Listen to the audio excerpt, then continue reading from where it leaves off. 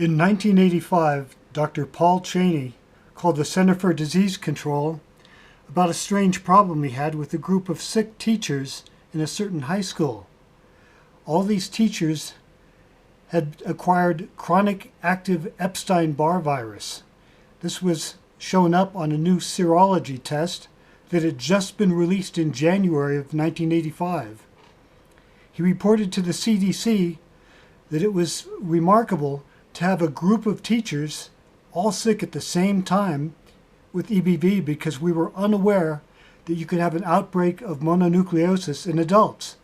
The literature said that EBV was only an isolated disease.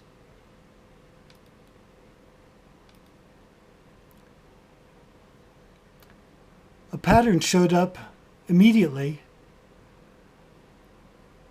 All of the clusters, including the very first one, were in sick buildings. What has been most noticeable about the disease is that it seems to occur within certain circles of people. The clusters have been detected in two groups of teachers, one group from Tahoe Truckee High School and the other from North Tahoe High School, a local girls' basketball team, and a group of Hyatt casino employees. For whatever reason, Incline High School itself was relatively unaffected. There have been few complaints from the teachers there. Dr. Cheney thinks the reasons Incline High School was not affected as much as other schools are its circulating air system, large windows, overall good ventilation. Airiness is compared to internal circulation. The condition of the buildings with poor ventilation is referred to by the doctors as the sick building syndrome. Although no one can confirm why some contract the Epstein-Barr virus and others don't, the doctors agree on a few points. First, they believe that it's not really a new disease, but one that is reactivated.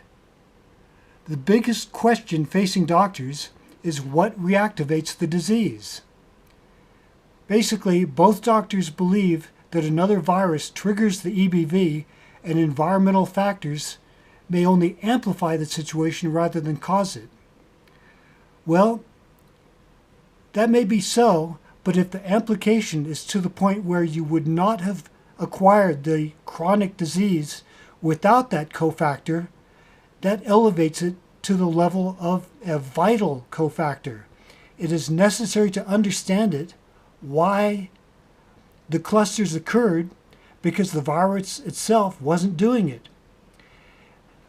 As far as the degree of contagion is concerned, although it is contagious in some capacity, Dr. Cheney says he didn't think it was highly communicable, or otherwise he would have it by now.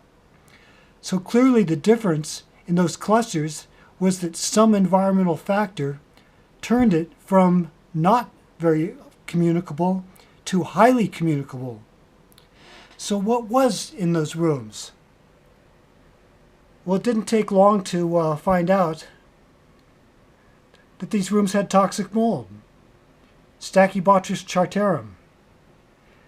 This mold has such strong immunosuppressive properties that it possesses the qualities necessary to explain a level of immune suppression that could result in clusters of illness.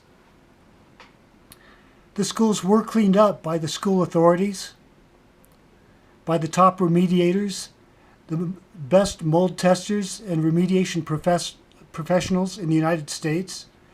So this was dealt with in a professional manner, but it wasn't investigated by chronic fatigue syndrome researchers who had already decided that this must be a virus, and they never looked back.